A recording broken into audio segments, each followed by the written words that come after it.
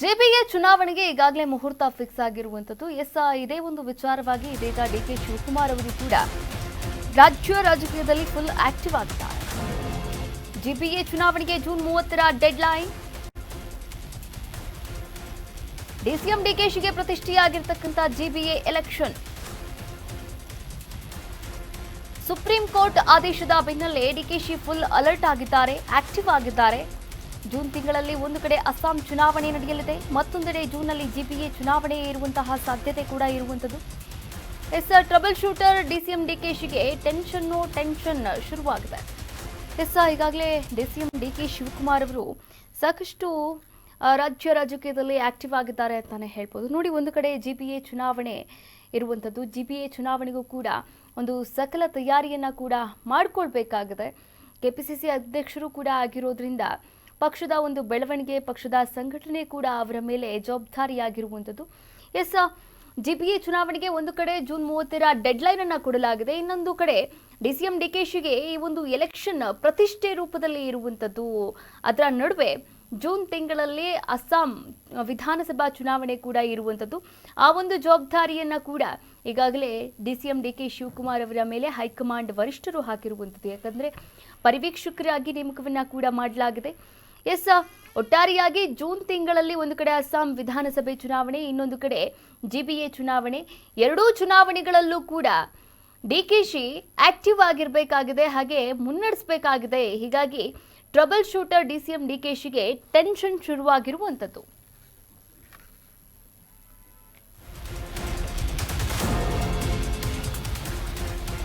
ಇದೆಲ್ಲದರ ನಡುವೆ GPA ಚುನಾವಣೆಯನ್ನ ಗೆಲ್ಲಲೇಬೇಕಾಗಿದೆ DK Shivakumar ಅವರು. 5 ನಗರ ಪಾಲಿಕೆಗಳಲ್ಲಿ 3 ಪಾಲಿಕೆಯನ್ನ ಗೆಲ್ಲಿಸಲೇಬೇಕು ಅಂತ ಈಗಾಗಲೇ ಡಿಕೆಶಿ ಅವರು ಪಣ ತೊಟ್ಟಿದ್ದಾರೆ.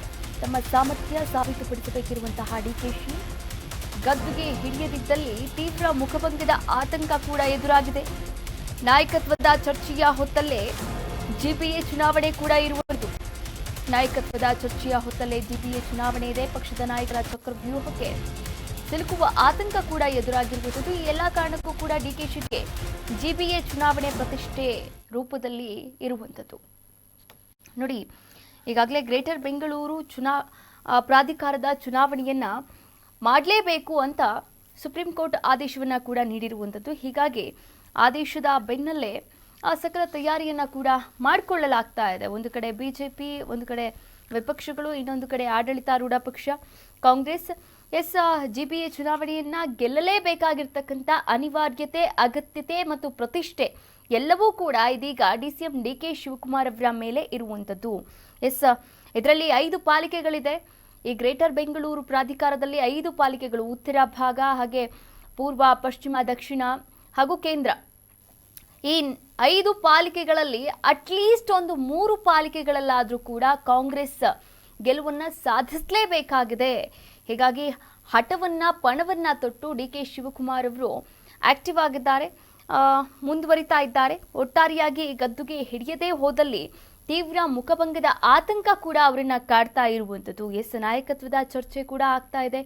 ನಾಯಕತ್ವ ಚರ್ಚೆ ಆಗಬೇಕು, ಸಂಪುಟ ಪುನರ್ರಚನೆ ಆಗಬೇಕು. ಇದೆಲ್ಲದರ ನಡುವೆ ಈ ಟೆನ್ಷನ್ ಕೂಡ ಶುರುವಾಗಿರುವಂಥದ್ದು. ಬಂಡೆ ಈ ಒಂದು ವಿಚಾರವನ್ನ ಯಾವ ರೀತಿ ನಿಭಾಯಿಸ್ತಾರೆ?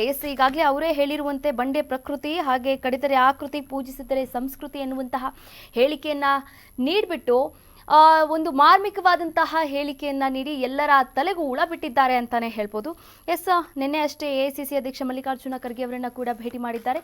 ಇದೆಲ್ಲದರ ನಡುವೆ ಚುನಾವಣೆಗೆ ಯಾವ ರೀತಿ ತಯಾರಿಯನ್ನ ಮಾಡ್ಕೊಳ್ತಾರೆ ಅನ್ನೋದು ತೀವ್ರ ಕುತೂಹಲವನ್ನ ಕೂಡ ಕೆರಳಿಸಿರುವಂಥದ್ದು.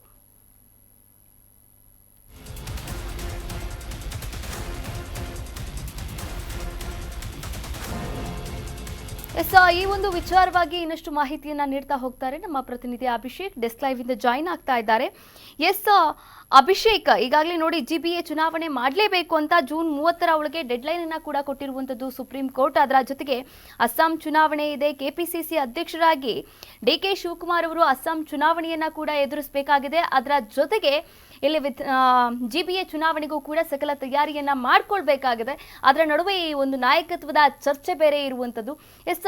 ಇದೆಲ್ಲವೂ ಕೂಡ ಡಿ ಕೆ ಶಿವಕುಮಾರ್ ಅವರಿಗೆ ಎಷ್ಟು ಆತಂಕವನ್ನ ತಂದೊಡ್ಡಿರಬಹುದು, ಹಾಗೆ ಟೆನ್ಷನ್ ಅನ್ನ ಕೊಟ್ಟಿರಬಹುದು ಈ ಒಂದು ವಿಚಾರಗಳು?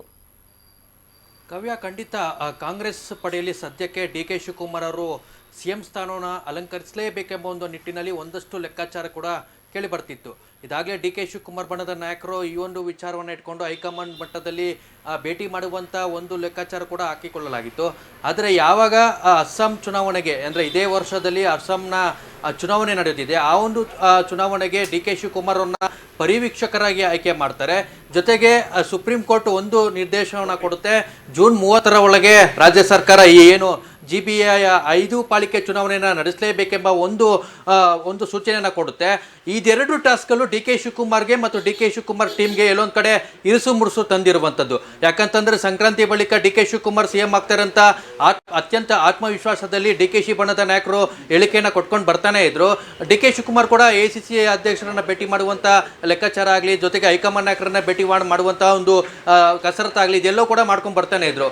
ಎಲ್ಲೊಂದು ಕಡೆ ಸಿದ್ದರಾಮಯ್ಯ ಅವರು ದೇವರಾಜ ಅರಸು ದಾಖಲೆಯನ್ನು ಮುರಿದ ಬಳಿಕ ಡಿ ಕೆ ಶಿವಕುಮಾರ್ ಅವರಿಗೆ ಅವರೇ ಸೀಟನ್ನು ಬಿಟ್ಕೊಡ್ತಾರೆ ಎಂಬ ಒಂದು ಮಾತುಗಳು ಕೂಡ ಕೈಪಾಡಿಯಲ್ಲಿ ಕೇಳಿ ಬರ್ತಾ ಇತ್ತು. ಆದರೆ ಯಾವಾಗ ಇದೆರಡು ವಿಚಾರ ಮುನ್ನೆಲೆಗೆ ಬಂತು, ಡಿ ಕೆ ಶಿವಕುಮಾರ್ CM ಆಗುವಂಥ ಏನು ಮಾತುಗಳು ಕೂಡ ದೂರ ಆಗ್ತಿದೆ. ಸದ್ಯದ ಪರಿಸ್ಥಿತಿಯಲ್ಲಿ ಏನು ರಾಹುಲ್ ಗಾಂಧಿ ಅವರು ಇಂದು ತಮಿಳುನಾಡಿನ ಖಾಸಗಿ ಕಾರ್ಯಕ್ರಮದಲ್ಲಿ ಹಾಜರಾಗಲು ಮೈಸೂರಿಗೆ ಬರ್ತಿದ್ದಾರೆ. ಮೈಸೂರಿನಲ್ಲಿ ಡಿ ಕೆ ಶಿವಕುಮಾರ್ ಮತ್ತು ಸಿದ್ದರಾಮಯ್ಯ ರಾಹುಲ್ ಗಾಂಧಿ ಅವರನ್ನ ಭೇಟಿ ಮಾಡಿ ಅಧಿಕಾರ ಹಂಚಿಕೆ ವಿಚಾರ ಪ್ರಸ್ತಾಪ ಮಾಡ್ತಾರೋ ಗೊತ್ತಿಲ್ಲ, ಆದರೆ ಸಚಿವ ಸಂಪುಟ ಪುನರ್ರಚನೆ ಮಾಡಿ ಎಂಬ ಒಂದು ವಿಚಾರವನ್ನು ಪ್ರಸ್ತಾಪ ಮಾಡ್ತಾರೆ. ಇದಾಗಲೇ ನಿನ್ನೆ ACC ಅಧ್ಯಕ್ಷರನ್ನ ಡಿ ಕೆ ಶಿವಕುಮಾರ್ ಪರ್ಸನಲ್ ಆಗಿ ಭೇಟಿಯಾಗಿ ಸುಮಾರು 1 ಗಂಟೆಗಳ ಕಾಲ ಹೆಚ್ಚಿನ ಒಂದು ಮಾತುಕತೆಯನ್ನು ನಡೆಸಿದ್ದಾರೆ. ಅಗತ್ಯ ಇದ್ದರೆ ಏನು CM ಆಗುವಂಥ ನಿಟ್ಟಿನಲ್ಲಿ ಡಿ ಕೆ ಶಿವಕುಮಾರ್ ಷರತ್ತು ಹಾಕುವಂಥ ಒಂದು ಲೆಕ್ಕಾಚಾರ ಕೂಡ ಇಟ್ಕೊಂಡಿದ್ದಾರೆ. ಯಾಕಂತಂದರೆ GBA 5 ಪಾಲಿಕೆಯ GBA ಏನು ಚುನಾವಣೆ ಇದೆ, ಅದರಲ್ಲಿ ಕನಿಷ್ಠ 3 ಪಾಲಿಕೆ ಚುನಾವಣೆ ಡಿ ಕೆ ಶಿವಕುಮಾರ್ ನೇತೃತ್ವದಲ್ಲಿ ಗೆದ್ದಿದೆ. ಆದಲ್ಲಿ ಅದು ಡಿ ಕೆ ಶಿವಕುಮಾರ್ ಮತ್ತು ಡಿ ಕೆ ಶಿವಕುಮಾರ್ ಟೀಮ್ಗೆ ಹೆಚ್ಚಿನ ಒಂದು ಬೂಸ್ಟ್ ಕೊಡುತ್ತೆ. ಜೊತೆಗೆ ಅಸ್ಸಾಂ ಚುನಾವಣೆಯಲ್ಲಿ ಕೂಡ ಡಿ ಕೆ ಶಿವಕುಮಾರ್ ನಾಯಕತ್ವ ಏನಾದ್ರು ರುಜುರತ್ತು ಮಾಡಿಸ್ಕೊಂಡಿದ್ದೆ, ಆದಲ್ಲಿ ಅವ್ರಿಗೆ ಏನು CM ಆಗುವಂಥ ಒಂದು ಕನಸು ಮತ್ತಷ್ಟು ಹತ್ತಿರ ಆಗುವಂಥ ಒಂದು ಲೆಕ್ಕಾಚಾರ ಡಿ ಕೆ ಶಿವಕುಮಾರ್ ಸದ್ಯಕ್ಕೆ ಇಟ್ಕೊಂಡಿರುವಂಥದ್ದು. ಹಾಗಾಗಿ ಇಂದು ರಾಹುಲ್ ಗಾಂಧಿ ಅವರು ಭೇಟಿ ಮಾಡಿರುವಂಥ ಸಂದರ್ಭದಲ್ಲಿ ಡಿ ಕೆ ಶಿವಕುಮಾರ್ ಏನಾದ್ರು ಇದನ್ನ ಪ್ರಸ್ತಾಪ ಮಾಡ್ತಾರೆ ಅನ್ನೋದು ಕೂಡ ಸದ್ಯಕ್ಕೆ ಹೊಡೆದಿರುವಂಥ ಒಂದು ಪ್ರಶ್ನೆ ಆಗ್ತಿದೆ. ಕಾವ್ಯ, ಒಂದು ಹೈ ವೋಲ್ಟೇಜ್ ಮೀಟಿಂಗ್ ಅನ್ನ ಮಾಡಬಹುದಾ ಅಭಿಷೇಕ್, ಸಿದ್ದರಾಮಯ್ಯ ಹಾಗೂ ಡಿ ಕೆ ಶಿವಕುಮಾರ್ ಅವರ ಜೊತೆಗೆ ರಾಹುಲ್ ಗಾಂಧಿ ಅವರು?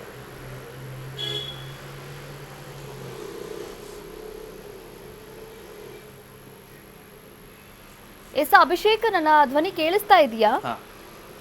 ಎಸ್, ಅದರ ಜೊತೆಗೆ VBG ರಾಮ್ಜಿ ಈ ಒಂದು ಹೋರಾಟದ ಬಗ್ಗೆಯೂ ಕೂಡ ಚರ್ಚೆ ಮಾಡುವಂತಹ ಸಾಧ್ಯತೆಗಳೇನಾದರೂ ಇದೆಯಾ, ಹೇಗೆ? ಕಾವ್ಯ, ಖಂಡಿತ ಇದಾಗಲೇ ಏನು ಮನರೇಗಾ ಯೋಜನೆಯಲ್ಲಿ ಏನು ಕೇಂದ್ರ ಸರ್ಕಾರ ಇತ್ತೀಚೆಗೆ ಒಂದು ಬಿಲ್ನನ್ನು ತಂದಿತ್ತು. ಆ ಬಿಲ್ಗೆ ಕಾಂಗ್ರೆಸ್ ನಾಯಕರು ಆಕ್ರೋಶನ ಅವರು ಹಾಕಿದ್ರು. ದೇಶಾದ್ಯಂತ ಒಂದು ಅಭಿಯಾನ ಮುಖಾಂತರ ಹೋರಾಟ ಮಾಡೋಣ ಅಂತ ಕರೆಯನ್ನು ಕೂಡ ಕೊಟ್ಟಿದ್ರು.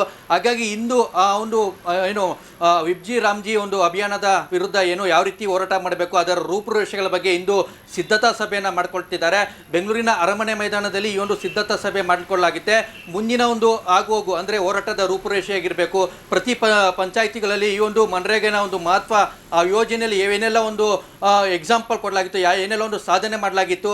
ಜೊತೆಗೆ ಈಗ ಕೇಂದ್ರ ಸರ್ಕಾರ ತಂದಿರತಕ್ಕಂಥ ಯೋಜನೆ ಏನಿದೆ ಅದರಲ್ಲಿ ಲೋಪದೋಷಗಳೇನಿದೆ, ನಾವು ತಂದಿರತಕ್ಕಂಥ ಮನರಂಜನೆ ಯೋಜನೆಗೂ ಈಗ ಕೇಂದ್ರ ಸರ್ಕಾರ ತಂದಿರತಕ್ಕಂಥ ಮನರಂಜನೆ ಯೋಜನೆ ಏನು ಡಿಫ್ರೆನ್ಸ್ ಇದೆ ಎನ್ನುವ ಒಂದು ವಿಚಾರಗಳನ್ನ ಜನರಿಗೆ ಮುಟ್ಟಿಸುವಂಥ ನಿಟ್ಟಿನಲ್ಲಿ ಕಾರ್ಯಕರ್ತರನ್ನ ವಿಶ್ವಾಸಕ್ಕೆ ತೆಗೆದುಕೊಳ್ಳುವಂಥದ್ದಾಗಿರ್ಬೋದು. ಜೊತೆಗೆ ಶಾಸಕರು ಈ ನಿಟ್ಟಿನಲ್ಲಿ ಯಾವೆಲ್ಲ ಕೆಲಸ ಮಾಡಬೇಕು ಅನ್ನುವಂಥ ವಿಚಾರವನ್ನು ಇಂದಿನ ಒಂದು ಪೂರ್ವ ಸಿದ್ಧತಾ ಸಭೆಯಲ್ಲಿ ಚರ್ಚೆ ಮಾಡಲಾಗುತ್ತೆ. ಈ ಒಂದು ಪೂರ್ವ ಸಿದ್ಧತೆ ಸಭೆ ಬೆಂಗಳೂರಿನ ಅರಮನೆ ಮೈದಾನ ನಡೆಯುತ್ತೆ. ಈ ಸಿದ್ದರಾಮಯ್ಯ ಮತ್ತು ಡಿ ಕೆ ಶಿವಕುಮಾರ್ ನೇತೃತ್ವದಲ್ಲಿ ಈ ಒಂದು ಸಭೆ ನಡೆಯಲಿದ್ದು, ಪ್ರಮುಖವಾಗಿ ಶಾಸಕರಿಗೆ ಕಾರ್ಯಕರ್ತರಿಗೆ ಟಾರ್ಗೆಟ್ ಕೊಡುವಂಥ ಒಂದು ಸಿದ್ಧತೆ ಈ ಒಂದು ಸಭೆಯಲ್ಲಿ ಆಗುತ್ತೆ. ಕಾವ್ಯ, ಥ್ಯಾಂಕ್ ಯು ಅಭಿಷೇಕ್, ತಮ್ಮೆಲ್ಲ ಡೀಟೇಲ್ಸ್ಗಾಗಿ ಧನ್ಯವಾದಗಳು.